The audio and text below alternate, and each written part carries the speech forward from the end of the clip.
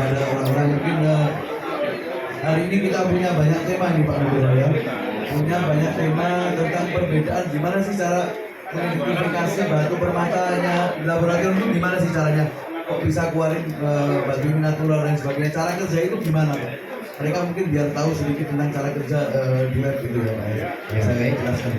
Selamat malam, Assalamualaikum warahmatullahi wabarakatuh. Waalaikumsalam. Tentunya untuk gemological laboratory kita bekerja berdasarkan metode gemologi. Metode gemologi itu dipelajari di beberapa institut gemologi di Jakarta ada, dan di beberapa negara seperti Hong Kong, Thailand, Swiss, Amerika juga ada. Nah, metode ini sebenarnya punya prinsip mengidentifikasi batu mulia mulai dari spesies dan varietasnya, kemudian treatment apabila ada, dan juga origin atau negara asal batu tersebut. Dan yang kita lakukan adalah menggunakan peralatan gemologi. Jadi yang kita lakukan itu semuanya terukur, tertimbang, dan terobservasi. Nah, ukuran-ukuran itu dilakukan untuk mengetahui sifat fisik dan sifat optik batu mulia tersebut. Contohnya seperti refractive index ya, atau indeks bias lah ya. Indeks bias itu sebenarnya 50% dari identifikasi ya. Artinya kalau kita bisa baca skala indeks bias dari refraktometer, sangat jarang kita salah ya. Sangat jarang kita salah. Karena contohnya ya, umpamanya untuk quartz ya, untuk varian quartz pasti 1,54 sampai 1,55 ya. Tidak mungkin meleset dari itu. Nah, itu sudah sebagian dari kebenaran ya. Kemudian kita lanjutkan dengan observasi mulai dari warna, kemudian transparansi, fenomena ya. Kemudian juga spesifik gravity atau berat jenis ya. Berat jenis itu sehingga observasi menggunakan beberapa pencahayaan di bawah mikroskop ya. Kemudian kita bisa simpulkan batu tersebut dari varietas apa dan spesies apa. Ya, jadi untuk menentukan spesies dan varietas saya pikir dengan metode seperti itu sangat jarang tidak salah.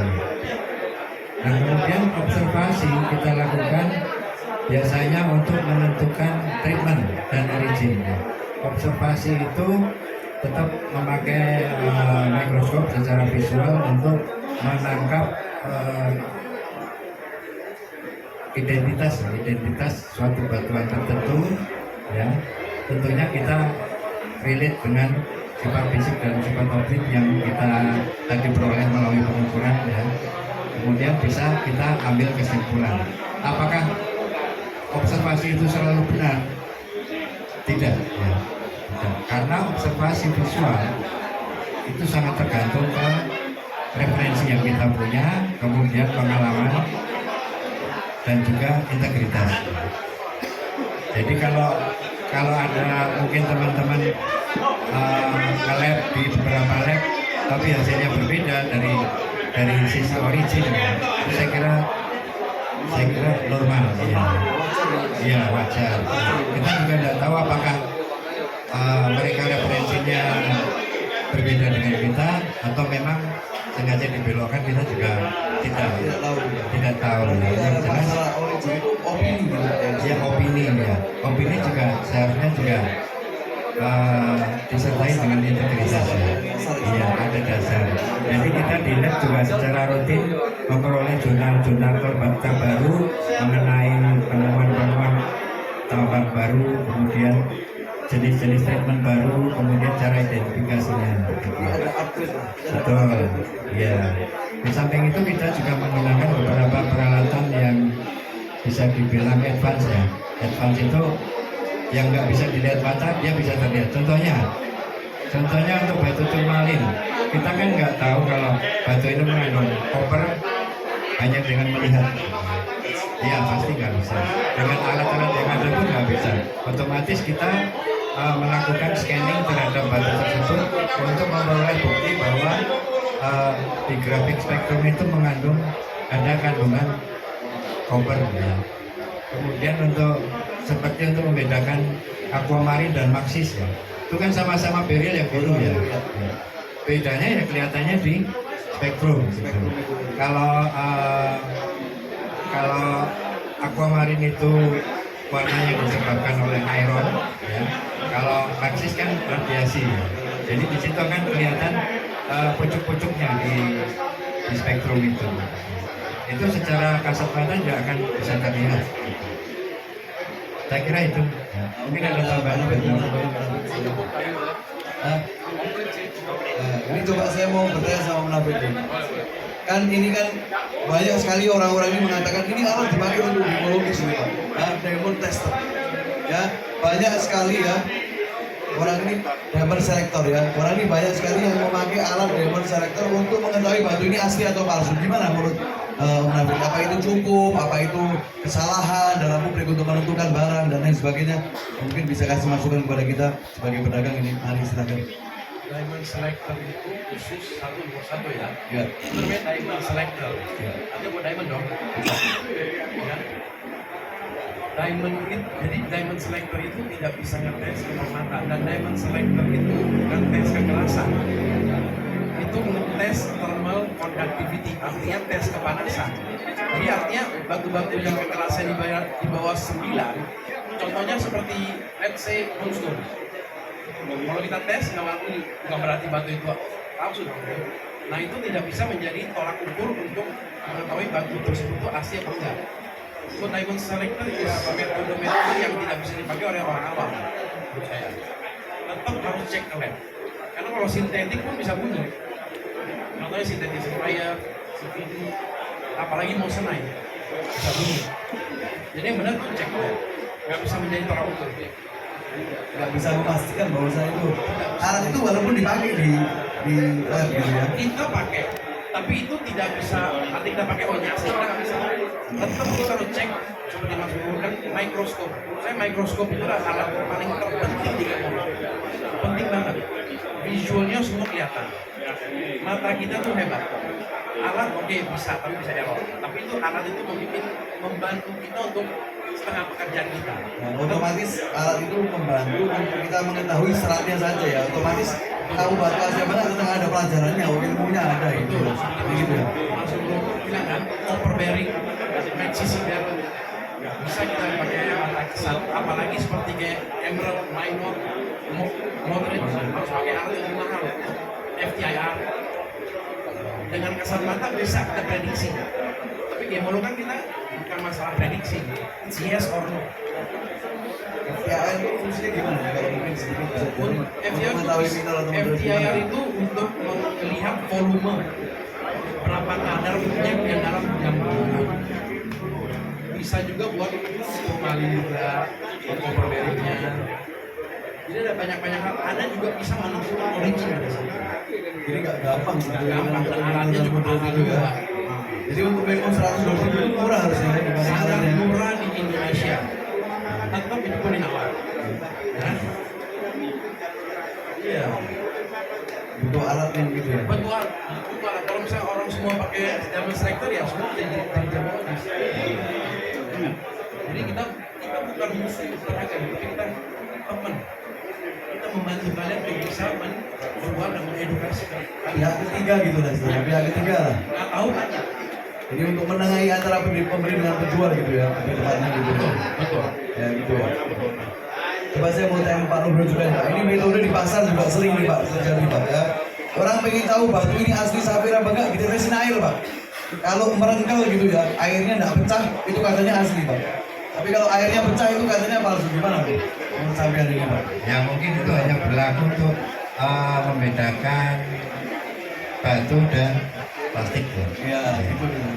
Dan pada kenyataannya bahwa batu-batu sintetik yang ada sekarang itu seperti sintetik safir, sintetik ruby, sintetik spinel, sintetik emerald itu dibuat bukan dari gelas atau plastik, ya. Tapi dari kandungan yang sama dari batu aslinya. Jadi seumpama safir kan aluminium oxide ya, Al2O3. Mereka membuat sintetik safir, bahannya sama. Betul.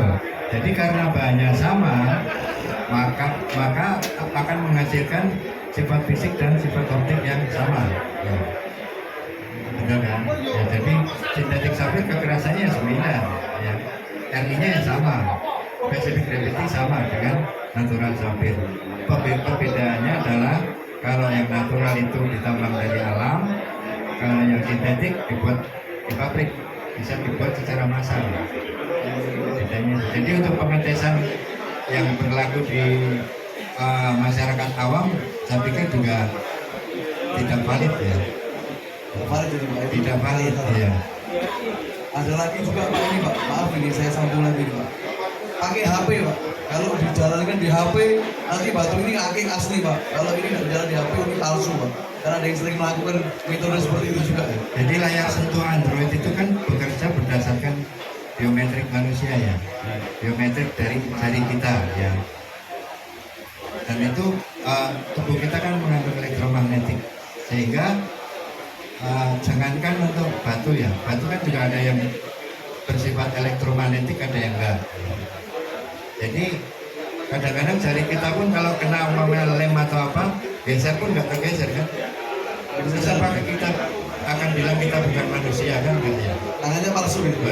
Tangannya palsu. Hanya untuk karena kena lem gitu nggak menggeser. Jadi untuk pengetesan seperti itu juga tidak valid Pak. Ya. Karena sifat-sifat elektromagnetik dari batu itu bervariasi. Bervariasi ini berarti banyak cara-cara yang dipakai ini salah sebetulnya Pak. Ya, mereka kan belum tahu. Ya, secara gemologis itu tidak valid karena tidak terukur. Ya. Munafik coba boleh tanya saya Munafik. Ini ada metode yang unik juga ini, unik banget. Batunya itu dikasih rambut, kalau dibakar rambutnya nggak putus atau batunya asli Munafik. Gimana itu ya Munafik? Banyak metode di pasar itu seperti gitu Munafik. Itu tidak benar. Ya, dibakar kok ini nggak kebakar berarti batunya asli. Biasanya orang pemilik batu nggak punya modal untuk lem. Gitu ya. Saya belum pernah dengar metode seperti ini sih. Banyak sih di pasar. Belum pernah saya dengar. Nanti bisa dilihat di YouTube, sangat banyak sekali orang yang mengidentifikasi batu dengan rambut biasanya. Jadi kalau nggak putus, artinya Berarti batunya asli. asli. Kalau putus, Putus berarti batunya palsu. oke. Kita harus tanya dasarnya apa. Kita pakai data. Biasa mereka karena meyakini sudah dari awal diajarinya mungkin cara yang tidak benar, jadi sehingga sudah Kita tanya lagi, cara siapa itu? mereka bisa dengar dari ayahnya, anak temannya, lain sebagainya. Mereka kan ingin ilmu, tapi Iya, karena salah mungkin karena itu begitu ya. tapi kalau kita jelasin mereka lebih galak. Pasti. Kamu kapan? Betul, pasti dia ada bilang gitu kan. Saya sudah dari lama jualan. Memang itu kendala sih sebenarnya untuk kita mengajarkan tentang apa yang dikerjakan dalam. Nah ini boleh tanya sedikit lagi nih ngobrol nih kalau boleh ini saya ya. Biasa wajar lah namanya perbedaan origin gitu ya antara sampai Sri Lanka, mungkin Madagaskar dan sebagainya. Ini tadi terjadi hari ini ada yang mungkin kebetulan dia merasa membeli batu itu Sri Lanka. Setelah diumumkan dia keluar Madagaskar. Mungkin ada nggak ya yang tidak diketahui oleh masyarakat? Mungkin ada warna yang berbeda sedikit di antara mereka atau yang mudah dilihat oleh orang dengan look. Mungkin sedikit gitu, sedikit metode apa ada warnanya yang berbeda sedikit gitu gimana? Antara Sri Lanka dan Madagaskar ya. sedikit. Jadi kalau untuk Sri Lanka itu sifat dari batu, sifat dari tambangnya itu dia metamorfik. Madagaskar metamorfik dan basaltik ada dua ya. Jadi sebenarnya untuk Madagaskar dan Sri Lanka secara warna ya itu bisa overlapping atau bisa sama lah. Sama ya. Ya. Cuma ada, tadi saya bilang di Madagaskar ada basaltik safir ya. Artinya dia terbentuk di basaltik ya, atau magmatik. Jadi itu bisa dibedakan mulai dari warna. Kalau di safir Sri Lanka kita sangat jarang atau hampir tidak pernah kita melihat biru mengandung hijau. nggak benar. Pasti birunya mudah sekali. Paling kalau ada variasi warna juga grey, grayish, ya. Nggak bisa ke green ya, karena Sri Lanka itu metamorfik, dia kandungan besi atau ironnya sangat minim. Sedangkan di Madagaskar yang saya bilang itu tadi, yang basaltik itu sering mengandung warna kehijauan, kadang misah, kadang nyampur gitu.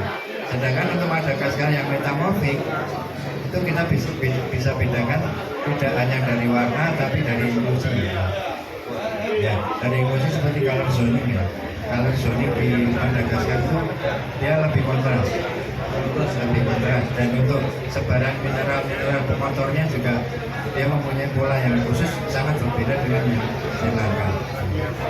Biasanya itu kan yang kita pernah dengar itu kan ada buku yang dikumpulkan oleh Ruby untuk mencari salah original gitu ya, betul Pak? Atlasnya gimana gitu? Atlas Inclusion. Tapi secara saya bisa katakan bahwa perbedaan itu wajar. Bisa jadi untuk itu tadi udah kita belum yang satu ini. Sudah. Jadi dia beli Ceylon, saya menunya Madagaskar. Ya. Saya sudah sempat tanya ke Pak Gubernur, saya jelaskan. Ya. Biasa warnanya ini kelihatan banget karena dia mengandung ada hijaunya sedikit. Betul, iya. Dan warnanya relatif birunya lebih gelap karena ada hijaunya lebih Betul, gelap. iya. Akhirnya dia betul-betul Mada. Iya. Saya udah jelaskan sedikit sama dia sebelum kita Pak Gubernur. Dan Madagaskar juga punya warna yang cenderung lebih gelap Lebih gelap ya. daripada Sri Lanka dalam kondisi sama-sama tanpa treatment ya, Tanpa terima. tanpa treatment. Jadi kalau warna Sri Lanka biru gelap atau royal blue itu 95% hit. Ya, sedangkan di Madagaskar no hit. Karena emang dia relatif warnanya gitu. Betul, iya. Karena tua, Betul. Ada tambahan mungkin. Tapi boleh kasih tambahan kita. Saya sih paling anti original.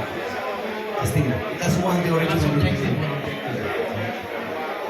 Yang mereka harus ketahui kan, baik lagi ke sellernya, bayarnya. Mereka mau beli negara mau dibantu.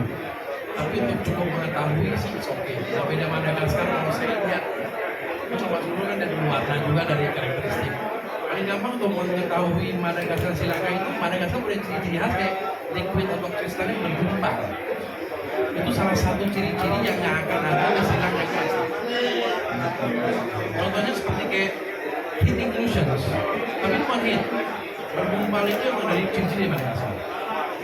Nah itu kita bisa membedakannya di sini. Jadi ya menurut saya origin ya nggak usah diributkan. Menurut saya. Karena Sekedar pengen tahu sih nggak apa-apa.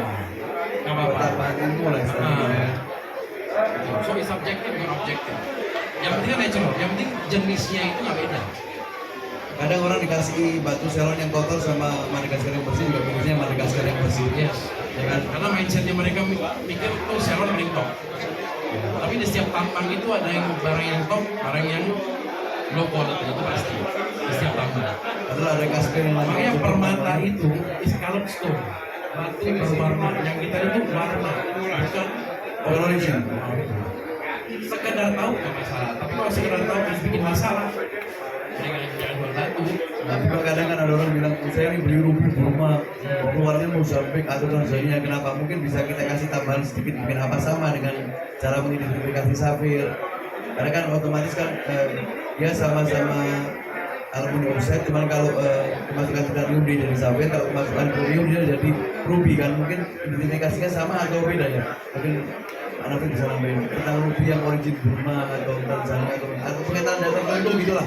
Kira-kira buat modal kita kecil gitu lah. Ruby itu di setiap negara itu pasti ada ciri-ciri khas, Gitu kan. ya kan? Tapi seperti Mas Nugro bilang, kadang-kadang suka overlap. Sama persis gitu. Jadi Jadi susah kita dipilih. kan pakai mata kita. Kita kan bukan Tuhan ya. Kita makanya kalau di saya, kita pakai opini. Karena hanya sekedar opini. Yang paling mudah kira-kira bedain dari warna apa nggak bisa ya, sekilas gitu yang buat pelajaran kita sebagai pedagang yang biasa cuma modal loop gitu lah. Selain kita lebih mantap pasti kita lab lah otomatis. Mungkin ada sedikit ilmu yang kita bisa dapatkan mudah gitu di Walaupun itu mungkin sulit ya, sulit sekali kalau nggak pakai alat ini, sulit sekali, saya paham. Harus sekolah. Ya pasti. Tapi kalau saya ngomong itu bilang benar sekolah, memang harus sekolah. Semua ilmu pasti kalau di sekolah lebih tajam. Karena kalau yang dilihat itu kan Glassfield ya, pokoknya mah Glassfield. Nah kalau Glassfield, Tahunya Glassfield dari mana kan? nah itu paling penting. Oke, flash effect. Ngerti kan flash effect itu apa? Ah. Gas bubble apa? Oh, sintetik kan? Kadang memang orang di awam bilang tuh kalau ada bubble-nya ini pasti sintetis. Banyak sekali sih yang bilang gitu emang benar. Banyak GM juga dari Burma. Ya sekarang lagi beredar banyak ini. Star Burma GF banyak sekali. Jadi ya dari Sri Lanka juga GF juga ada. Jadi bahan-bahannya jelek, nggak bisa diapa-apain. Mereka mengolah pakai borax, pakai apa, pakai kaca. Maka biar lebih mengkilap jernih. Pakai permen fox. Kan lebih mengkilap, lebih menarik. Pasti karena dia aksesoris lah. Semakin kristalnya bagus, quality bagus, rasa bagus, semakin harga juga mahal dan diminati gitu. Dan harusnya itu dia yang pernah mengeluarkan tidak boleh dipanggil natural ruby, treated ruby. Karena dia sudah ekstrim. sudah mahal pakai kaca gitu. Padahal harganya bisa mahal kadang-kadang. Bisa mahal kadang-kadang. Tapi ya balik lagi pasar yang menentukan. Ya oke lah. Sebetulnya lab ini membantu pasar sebetulnya ya. Lab ini membantu pasar kalau kita bisa rasakan ya. Membantu pasar untuk memudahkan menjual barang kepada pembeli yang takut ditipu. Apalagi dengan beredarnya penipuan di zaman sekarang ini ya, lab palsu lain sebagainya. Itu mungkin sangat dibutuhkan sekali ya. Mungkin saya mau minta tambahan karena ngomong Glassfield ini baru bro, saya minta tambahan, maaf ini ya. Nah, ada orang pasar yang bilang Pak kalau batu GF itu pasti nggak bisa digosok rata, ada garis-garisnya terus di atas itu. Betul nggak itu Pak Bro kira-kira? Bisa dibenarkan nggak ucapan itu?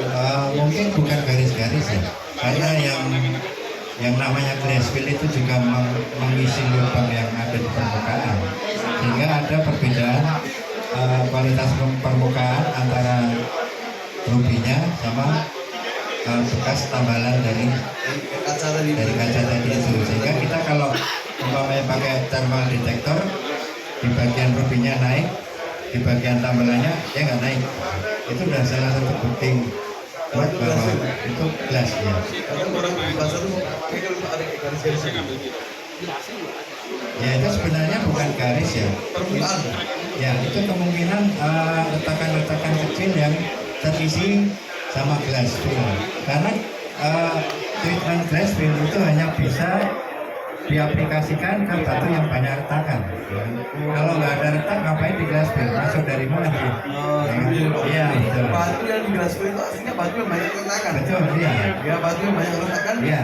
Dia dijual nggak akan laku, akhirnya ditutup dengan kaca. Iya. Kristalnya naik gitu. Dan dari retakan itulah si gelas itu masuk. Kalau nggak retak mau diapain? Tidak bisa, tidak perlu Iya. karena barangnya pasti bagus. Betul, sama seperti emerald loh, jamrut. Oiling itu kan masuknya dari retakan. Retakan. Iya. Jadi kalau ada jamrut tanpa treatment, NTA umpamanya, belum tentu lebih bagus dari yang treatment. Kenapa? Jangan-jangan yang NTA itu tetap ada crack tapi nggak diisi, ya kan? Sama-sama yang oiling justru dia akan lebih memperkuat dari jamrut itu. Jadi oiling itu sebetulnya memperindah batu ya. Betul, Seperti karena itu sudah memperindah. Iya betul.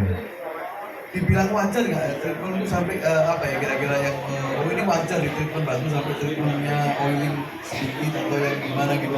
Bisa untuk batu apa ya? Emerald lah, Emerald ya. Emerald itu paling untuk yang moderate ya, maksimal moderate oiling itu masih bisa diterima ya. Diterima ya, gitu. Tapi kalau signifikan atau coating atau apa namanya doublet itu ya nggak bisa kita terima, itu udah Rusak. Iya. Bahasa kasar itu rusak gitu. betul. Kalau moderate oiling masih lah bagus ya. Masih bagus. Tapi kalau udah signifikan oiling atau coating Itu sudah. Itu bisa berubah nggak warnanya Pak Bro? kalau untuk coating jelas berubah. Bisa berubah gitu ya? Berubah, kegesek aja meletok ya. Terkelupas coatingnya. Kenapa saya mau tanya gini, kalau di Safir gimana Bro? Yang masih bisa diterima, heated sampai di mana, sampai batas apa gitu misalnya. Ya, ini sampai di Nah, semua sih bisa diterima ya, tergantung kita disclose, kita mengetahui treatment itu ya. Tapi memang kadang ada treatment yang sangat parah mungkin ya, yang parah itu seperti apa mungkin disampaikan. paling parah ya Glasswing dan tidak yang obat, Ya, dua tidak kali yang gitu ya. dikasih warna. Karena kan juga ada safir yang steril dibentuk dibuat Oh ya, ya betul, betul. ya, diffuse gitu ya kadang kan. Ada tapi Tapi kan berapa mikron mereka masukin starnya, terus ada juga batunya asli tapi dibikin starnya itu ada. batu kan banyak yang keluar batunya asli, tapi starnya dibuat. Itu emang ada dasar dia emang batu itu star apa emang buat walaupun batu nggak star bisa dibuat diffuse gitu. Bisa dibuat. Bisa dibuat ya, walaupun batu nggak ada dasarnya atau starnya nggak lemah dan sebagainya tetap bisa dibuat gitu ya. Kalau di sintetik itu atau apa yang dibuat oleh manusia pasti perfect, pasti sempurna, nggak mungkin nggak, itu pasti. Jadi sintetik kan juga punya serat-serat, ya kan? Sintetik Palsuannya gitu. palsuannya, flux, sponge crackle atau mungkin like wispy veil. Orang awam kan nggak ngerti mau ada serat. Seperti kemarin saya cek sintetik uji, ada seratnya itu flux.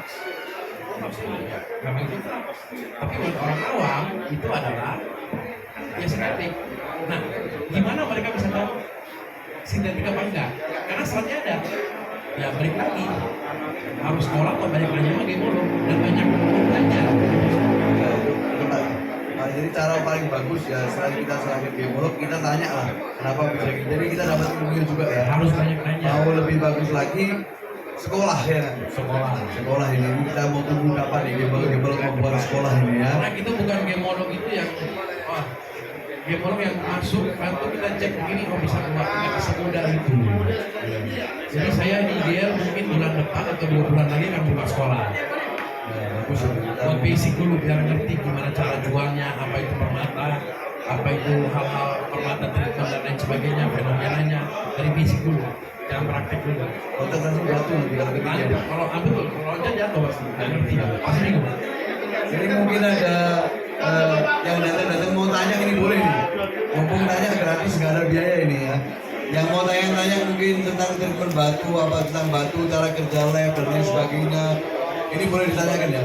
Saya mau tambahin yang tentang emerald juga. Kalau emerald di oil lama-lama kalau kena matahari itu bisa ya kan luntur. Ada yang bilang juga nanti kalau ditaruh di tempat tisu bisa kesan tisu bener nggak aja? Enggak ya? Itu mitos. Mitos ya. Kadang ada yang bilang emerald itu jangan dikasih di tisu langsung Ya. karena dia itu oiling ya. Lebih baik di plastik dulu baru di tisu. Oilingnya kan sudah dalam. Udah ke dalam gitu ya? Nggak mungkin pengaruh. Nggak mungkin. Ini kan belum keluar keringat seperti manusia kan. Itu udah langsung. Mereka punya cara-cara karena saya pengalaman dengan ayah saya tahun 80-an treatment oiling emerald pakai tabungan, pakai vakum, di vacuum semuanya. Alatnya masih ada. Kalau yang coating jelas dikasih gini. Kapas kan itu udah lama-lama hilang langsung. Itu udah pasti. Karena mungkin dia cuma di permukaan aja ya. Tanya. Kata Pak Nugel tadi kalau digosok sedikit sudah hilang. Ini Ya kegores sedikit sudah habis ya. karena kan kayak dilapis Woi. kaca film. Kayak lapis kaca film gitu aja ya. Begitu kaca kayak kaca mobil gitu.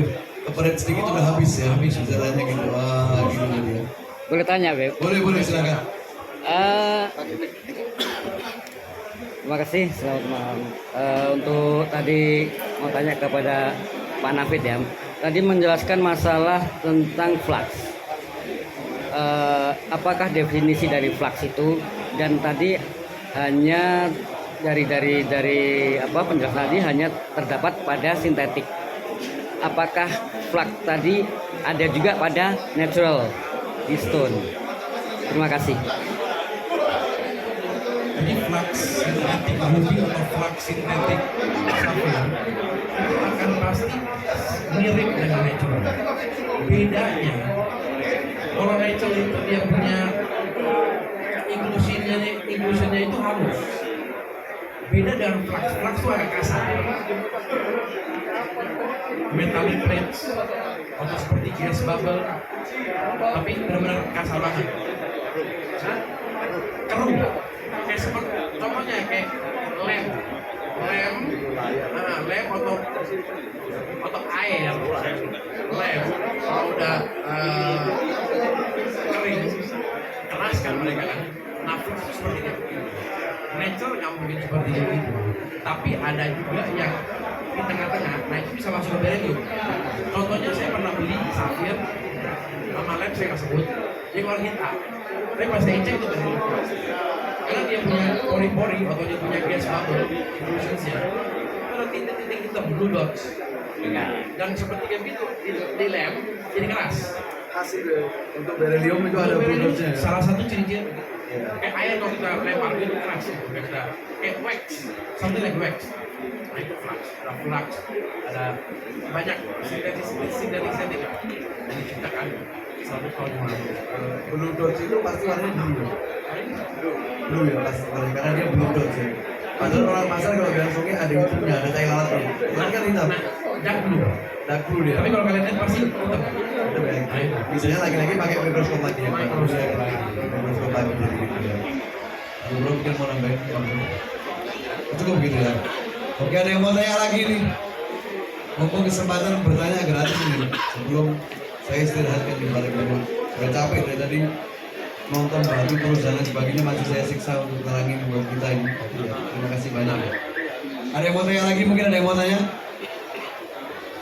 Pada malu ya. Kalau nggak mau tanya nanti kamu dibalas gemolog yang tanya gimana? Ya, kalau gemolog yang tanya gimana? Siap nggak mau jawab ini? Ini kan ada hadiahnya insya Allah nih kalau ada yang mau bertanya. Ya ini mungkin untuk satu orang ya, support by Ahmad Sakir Solo mau kasih hadiah ini. Gemolog ini mau kasih pertanyaan ya. Yang bisa jawab saya mau kasih hadiah Ruby Star ada memonya. Ya, Ruby Star ada memonya. Dia nggak besar tapi bagus. Ya, nggak besar tapi bagus. Mungkin kita mau kasihkan Pak Nugroho dulu nih ya. Pak Nugroho, pertanyaan untuk seputar yang kita jelaskan tadi juga boleh. Terserah Pak Nugroho. Ada hadiahnya ya. Ini bertanya ada hadiahnya Ruby Star. Saya ingin nanya, saya mikir bikin pertanyaan. Kalau saya tanya untuk Amerika.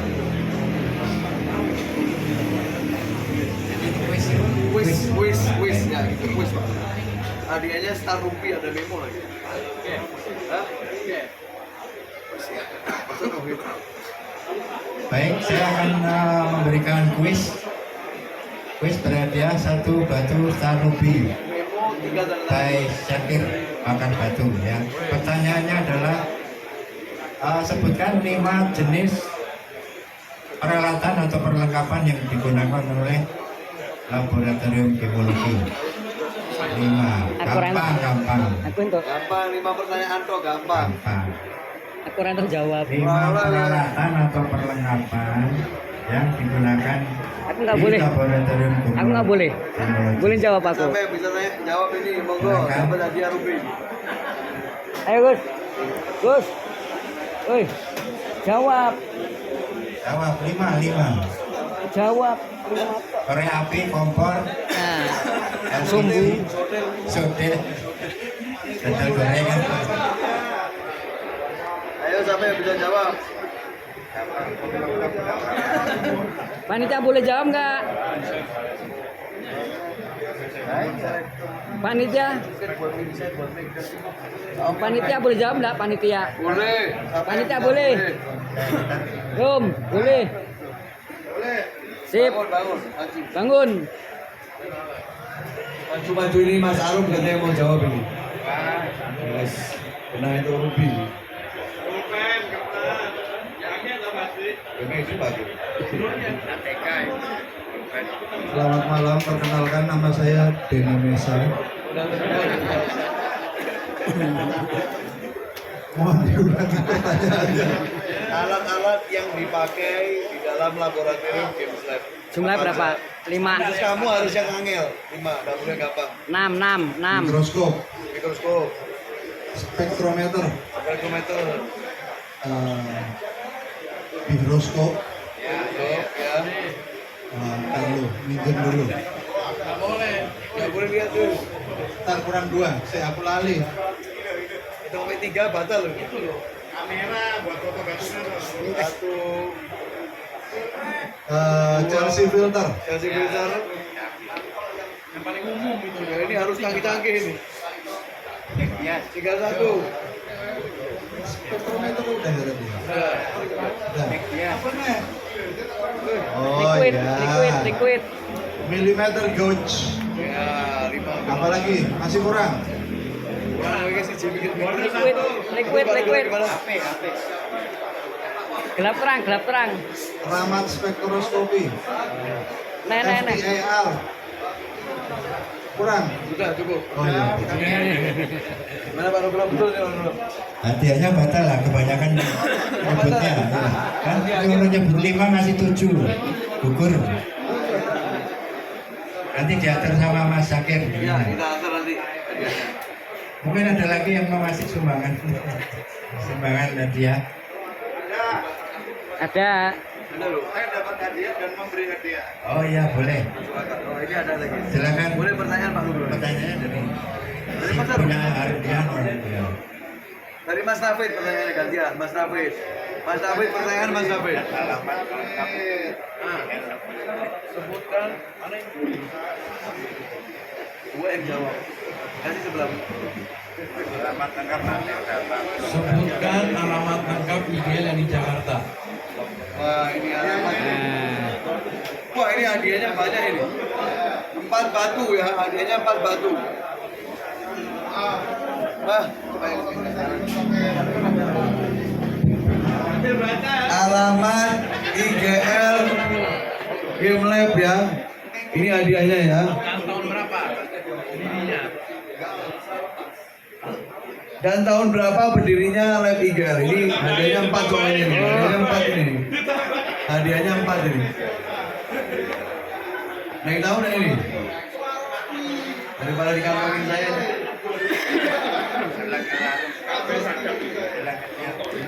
Ada yang tahu? Mungkin bisa Googling. dengan dikit. Apa ya pertanyaan?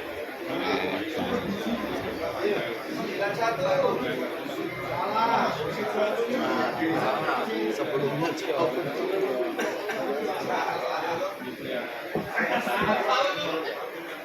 Ini dari namanya apa? Metropolitan Kuningan. Metropolitan Kuningan. Didirikan tahun berapa? 79. Benar Om David? Lantai berapa? Nggak pakai lantai. Karena dia nggak pernah ngitung lantai kalau pergi naiknya lift. Ya. Jadi ini hadiahnya dari Mas Arum. Terima kasih banyak. Ya ini karena sudah dari pertanyaannya selesai, kita dapatkan semua, mungkin ya kita akhiri pertemuan ini ya. Terima kasih banyak sebelumnya dengan Pak Nugroho, dengan Pak Nafid ini sudah mau meluangkan waktunya untuk kita ya. Mau hadir mengasih edukasi sama kita, berbagi sharing dan sebagainya. Terima kasih banyak sebelumnya ini.